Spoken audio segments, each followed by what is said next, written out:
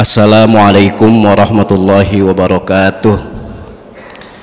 Bismillahirrahmanirrahim. Alhamdulillahirabbil alamin.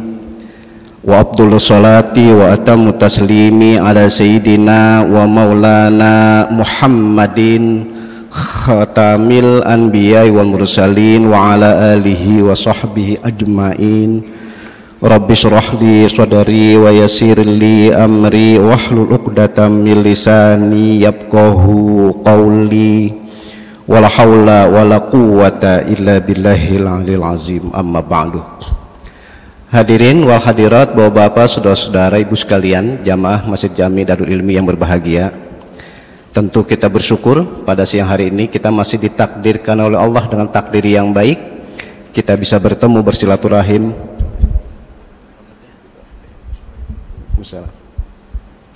dengan harapan mudah-mudahan silaturahim kita, amal soleh kita, ibadah kita secara khusus ibadah sholat zuhur pada siang hari ini mudah-mudahan semuanya diijabah, dikabul, diterima oleh Allah Subhanahu wa taala. Salawat serta salam semoga tetap tercurahkan kehadiran junjungan kita Nabi besar Muhammad sallallahu alaihi wasallam. Bapak saudara yang kami muliakan, dalam kesempatan ini saya coba aktualkan saja di dalam kitab Bulughul Maram karangan Imam Ibnu Hajar Al-Asqalani. Di sana ada bab haji. Dan yang tadi saya bilang saya mau aktualkan saja karena kebetulan tanggal 2 kemarin atau 2 bulan ini, bulan Mei, saudara-saudara kita, kawan-kawan kita di Indonesia mulai berangkat menunaikan ibadah haji. Oleh karena itu kita doakan mudah-mudahan semua saudara-saudara kita yang akan menunaikan ibadah haji mudah-mudahan dalam keadaan sehat afiat, lancar ibadah hajinya, dan mudah-mudahan hajinya yang makbul, yang mabrur, yang diterima oleh Allah Subhanahu wa taala. Amin ya rabbal alamin. Baik Bapak Saudara yang kami muliakan, di dalam kitab Bulughul Maram ini karangan Imam Ibnu Hajar Al-Asqalani ada bab secara khusus tentang haji.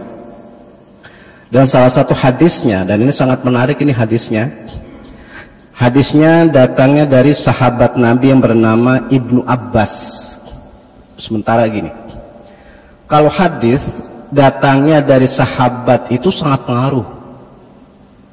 Kan sahabat-sahabat itu dalam segi intelektualnya berbeda, dalam segi ibadahnya berbeda, dalam segi akhlaknya pun ya beda-beda, sama kayak kita.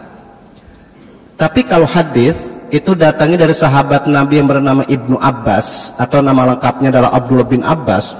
Itu sering saya kemukakan, itu salah satu sahabat yang komplit. Ini terjemah sahabat dulu dah nih.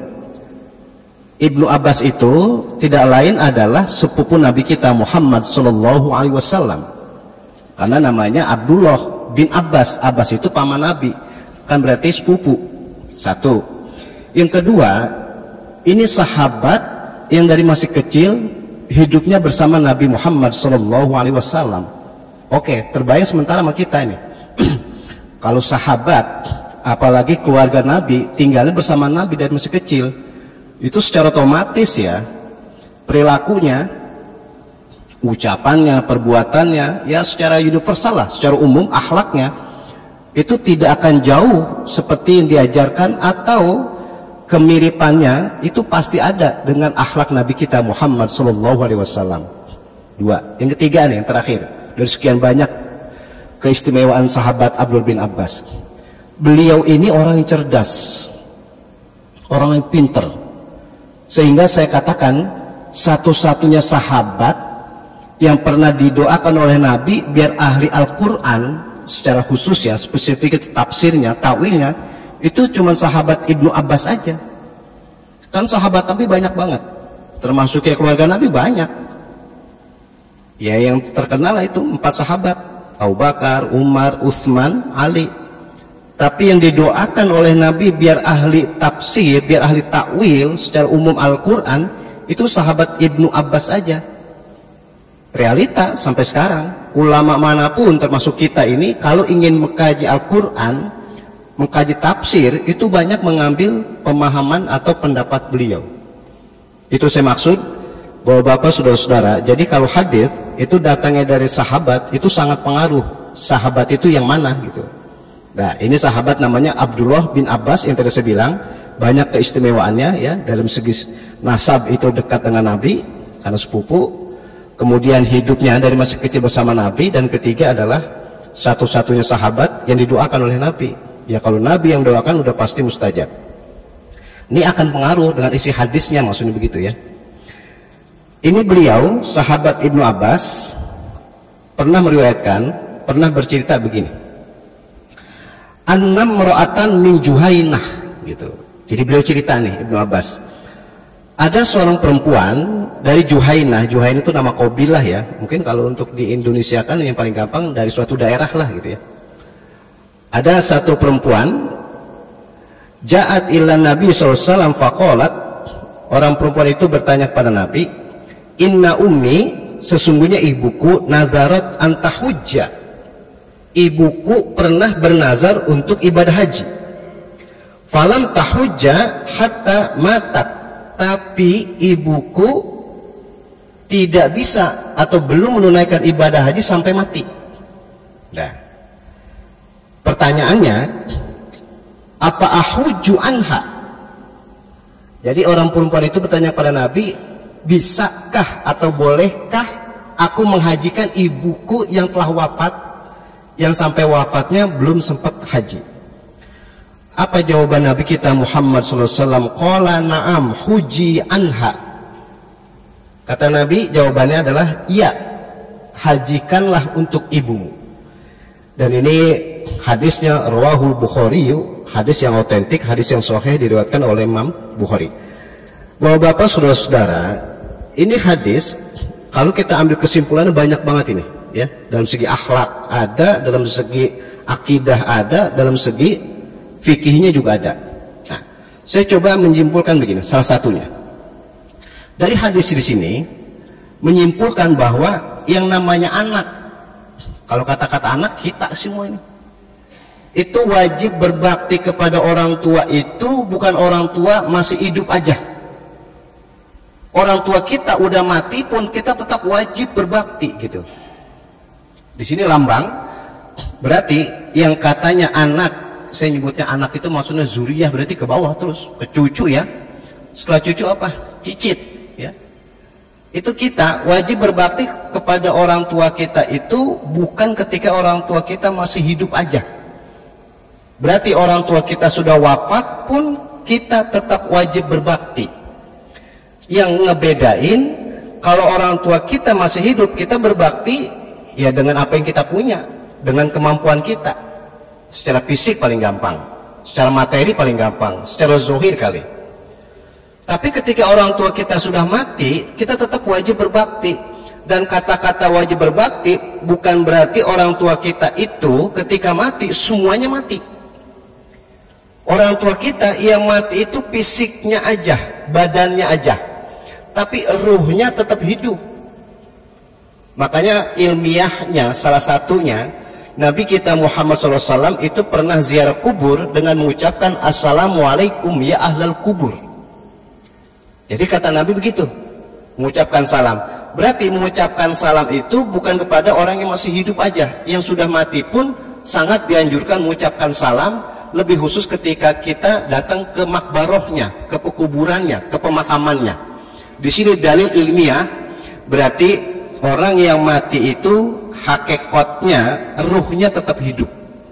Nah, sehingga tadi korelasinya nyambung ya, berarti ketika anak wajib berbakti kepada orang tua itu adalah ketika orang tua masih hidup maupun sudah wafat atau sudah meninggal atau sudah mati. Nah, itu kesimpulan pertama. Yang kedua, bapak-bapak, saudara-saudara yang kami muliakan, dari kesimpulan ini nih, kalau anak bisa berbakti, anak mau berbakti kepada orang tuanya ketika masih hidup, orang tuanya, maka ketika orang tuanya sudah wafat, anak pun masih bisa berbakti, masih bisa berbuat baik. Ini rumus nih, kan kayak kita ngaji matematik, kimia, fisika lah, rumus nih. Kalau ada anak bisa mau berbakti sama orang tuanya masih hidup, nanti, saya bilangnya nanti ini, ketika orang tuanya sudah mati, ketika orang tuanya meninggal, anak itu akan terus bisa berbakti kepada orang tuanya. Tapi jangan diharap. Kalau ketika orang tuanya, anaknya enggak berbakti, enggak mau hormat sama orang tuanya, kemudian orang tuanya mati, dia hormat, dia berbakti. Kalau bahasa saya dipakai bahasa Betawi, enggak bakalan. Apa enggak bakalan? Tangeh. Makanya rumus. Kalau ada orang tua yang masih hidup, anak-anaknya berbakti, nanti kalau orang tuanya meninggal, anak-anaknya bisa dan mau berbakti terus. Karena sudah terbiasa. Maka cara ngaji usul fikih ada kaidah al-adatu muhakkamah. Kalau orang tuanya masih hidup, anak-anaknya bisa berbakti, nanti orang tuanya meninggal, anak-anaknya bisa berbakti terus, memudawamahkan, meneruskan, gitu. Tapi mafhum mukhalafahnya, pemahaman kebalikannya, cara ngaji usul fikih, ketika orang tuanya masih hidup aja dia nggak berbakti, ketika orang tuanya masih ada aja dia nggak hormat, jadi muncul opo mane, apalagi orang tuanya udah mati. Ini saya sebut bahasa tadi rumus. Jadi kesimpulan kedua, anak itu yang katanya orang tuanya sudah pada meninggal dia bisa berbakti, itu bukan dadakan, bukan otomatis. Itu diawali dari ketika orang tuanya masih hidup. Kalau orang tuanya masih hidup dia bisa berbakti, maka anak pun terus berbakti meskipun orang tuanya sudah hidup, sudah meninggal ya. Ketika hidup anak bisa berbakti, orang tuanya meninggal masih terus bisa berbakti. Ini kesimpulan kedua. Yang ketiga, bahwa Bapak saudara-saudara, dan ini tadi saya coba aktualkan ya untuk sekarang ini, salah satu cara berbakti yang terbaik buat orang tua itu adalah apa saja yang kita miliki dan disesuaikan dengan kemampuan kita. Contoh begini, kita bisa berbakti sama orang tua kita melalui fisik, tenaga contohnya. Kita bisa berbakti pada orang tua kita melalui pemikiran dengan ilmu, atau kita bisa berbuat baik pada orang tua kita dengan harta dan seterusnya dan seterusnya. Tapi ternyata yang namanya anak, saya nyebutnya anak nih, kalau kata-kata anak berarti kita semua ini. Kan belum tentu semua anak itu bisa hormat, bisa berbakti sama orang tuanya dengan semua yang dia miliki. Bisa jadi ada anak punya harta, dia bisa berbakti sama orang tuanya dengan hartanya, tapi nggak bisa berbakti dengan fisiknya, atau nggak bisa berbakti dengan keilmuannya, dengan pemikirannya, dengan harta aja. Ya dia belanjain orang tuanya, kebutuhan orang tuanya, dia kasih duit, dikasih harta, dengan harta aja, tapi dengan pemikiran, dengan fisik nggak bisa. Atau dibalik, ada anak bisa berbakti sama orang tua melalui fisik aja, maaf, bisa jadi karena memang nggak punya harta, tapi fisik bagus, dia berbakti, dia hormat, dia ngebantuin orang tuanya, berarti itu salah satu contoh bisa berbakti melalui fisik.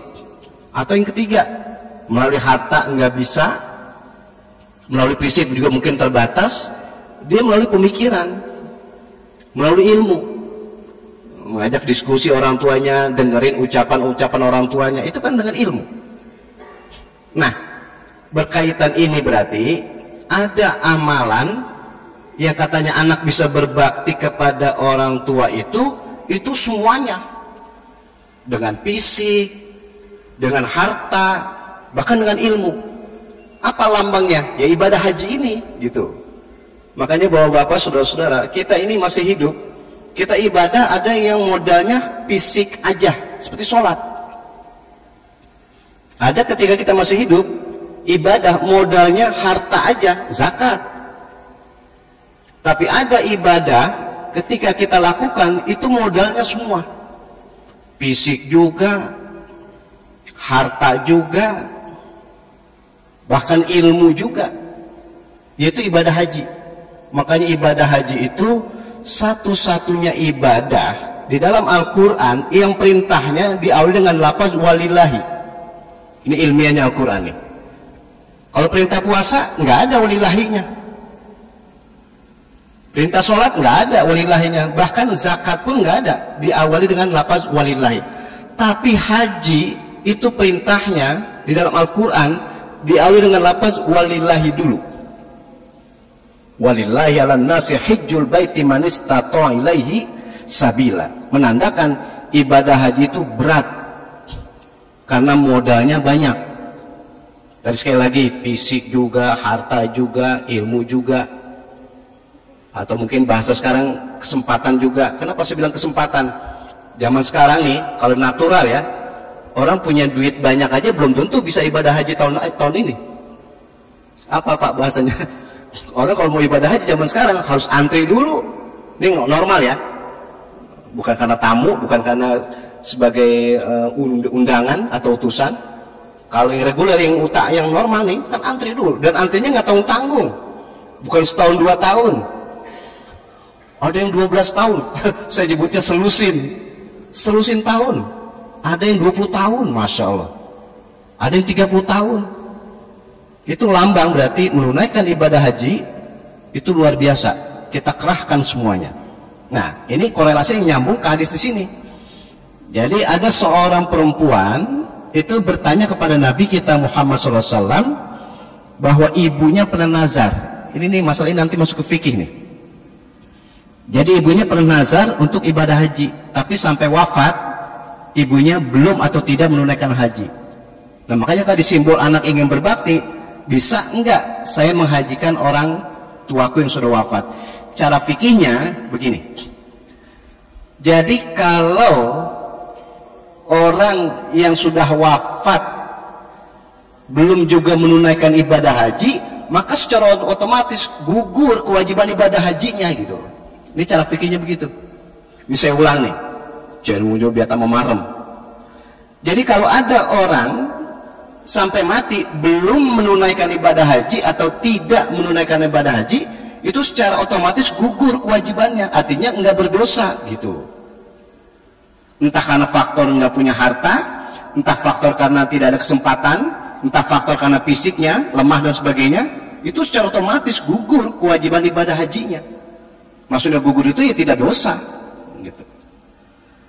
Tapi kalau sampai ada yang menghajikan orang tua yang sudah wafat, itu makanya populer nyebutnya haji badal.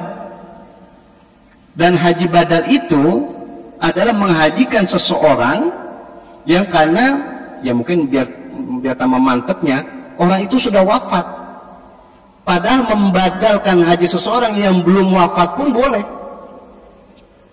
Contoh sakit yang menahun. Apa Pak sakit yang menahun itu? Yang mana potensi untuk sembuh itu jauh, boleh dibadalin. Tapi kan ternyata populer di dalam fikih nih yang namanya haji badal, biasanya yang dibadalin orangnya sudah wafat. Karena sekali lagi pakai bahasa Jawa udah marem, udah mantep. Tapi kalau sakit kan kemungkinan dia sembuh. Tapi tadi saya bilang, andai kata sakitnya yang menahun, yang potensi sembuh itu sangat jauh, boleh dibadalin. Tapi ternyata nggak populer. Yang populer itu yang terkenal, haji badal itu yang dibadalin sudah wafat. Nah ini tadi saya bilang masuk ke fikihnya, berarti haji itu kewajiban perorangan sekali dalam seumur hidup. Tapi kalau sampai mati belum juga haji, itu secara otomatis gugur kewajibannya. Dan selanjutnya haji badal itu secara khusus sebetulnya adalah orang yang tidak ada kesanggupan dalam segi apapun untuk ibadah haji, boleh dibadalin. Nah yang terakhir, ini secara fikihnya begini. Andai kata kita dengar, kita tahu ada beda pendapat. Kalau dalam hadis di sini, seorang perempuan itu bilang bahwa uminya, ibunya nazarot, pernah bernazar. Kata-kata nazar itu salah satu cirinya harus ada saksi. Berarti dia ngomong sama anaknya atau sama orang lain. Nah, dalam segi ini diambil kesimpulan, kalau ngebadalin haji itu, yang anak itu bisa ngerjain kalau orang tuanya mesen. Kalau orang tuanya nazar, atau secara umum kalau orang tuanya ngewasiatin gitu. Jadi kalau orang tuanya mesen, orang tuanya wasiatin dan sebagainya, maka anak membadalkan haji orang tuanya bisa dan boleh gitu. Tapi kalau orang tuanya nggak nazar, orang tuanya nggak niatin, orang tuanya nggak wasiatin, itu nggak perlu dibadalkan haji. Itu kesimpulan itu. Jadi dua kesimpulan dalam hal seperti ini, artinya kesimpulan untuk hukumnya, kalau badal haji itu bisa terjadi kalau yang wafat dulu pernah mesen. Tapi kalau nggak mesen, nggak jadi badal ibadah hajinya. Tapi yang kedua pendapatnya, Bahasa saya nih, tidak mesen pun, tidak wasiat pun, anak membatalkan haji orang tuanya bisa dan boleh. Bahasa mudahnya berarti orang kalau sudah wafat belum haji, anaknya membadalkan haji tetap boleh, baik orang tuanya berwasiat atau tidak berwasiat. Inilah yang dimaksud kelusan, ya. Salah satu kita ngaji fikih, bukan patokannya kalau badal haji itu untuk orang yang sudah wafat kalau dia wasiat. Bahasa mudah ini berarti enggak wasiat pun dibadalkan hajinya tetap sah dan tetap boleh. Oleh karena itu mudah-mudahan ini memberi pemahaman kepada kita. Dan tadi saya bilang kalau ngikutin kesimpulan ada banyak, tapi kesimpulan intinya adalah anak itu wajib berbakti kepada orang tuanya, baik orang tua masih hidup maupun sudah wafat. Yang kedua, anak kalau orang tuanya sudah wafat masih bisa berbakti, itu bukan dadakan, akan tapi itu meneruskan. Ketika orang tuanya masih hidup, dia bisa berbakti. Dan yang terakhir, yang ketiga kesimpulannya, berbakti kepada orang tua kita itu dengan apapun bisa. Tapi kalau masih bisa, sekali lagi saya bilang, itu bukan melalui fisik aja, kalau bisa dengan harta juga. Kalau bisa bukan dengan harta saja, dengan pemikiran juga, dengan keilmuan juga. Itulah yang dimaksud berarti apa saja anak berbuat kebaikan kepada orang tuanya, berbakti, maka kembali keberkahan itu akan diperoleh oleh seorang anak. Mudah-mudahan kita termasuk oleh Allah, kita dijadikan sebagai anak-anak yang bisa berbakti, sehingga kita termasuk orang yang selamat dunia dan selamat di akhirat nanti. Amin ya rabbal alamin. Demikian kajian kita, mudah-mudahan ada hikmat dan manfaatnya. Biar tambah berkah, kita tutup dengan doa. Kita ingin membaca Quran Al-Fatihah. Bismillahirrahmanirrahim. Alhamdulillahirabbil alamin arrahmanir rahim maliki yaumiddin. Iyyaka na'budu wa iyyaka nasta'in ihdinas siratal mustaqim ghairil maghdubi 'alaihim waladdallin. Wa'fani karim wa'fani karim wa'fani ya mujibas sailin. Allahumma a'inna ala dzikrika wa syukrika wa husni ibadatik. Allahumma ighfir lana dzunubana wa liwalidayna warhamhuma kama rabbayana shighara. Allahumma anfa'na bima 'allamtana wa 'allimna ma yanfa'una wa zidna ilman nafi'an wa amalan mutaqabbalan bi rahmatika ya arhamar rahimin. Bi fadlika dawum fiha subhanakallahumma wa tahiyyatun fiha salam wa akhiru da'wahum alhamdulillahi rabbil alamin. Demikian, wallahu muwaffiq ila aqwamit thoriq. Assalamualaikum warahmatullahi wabarakatuh.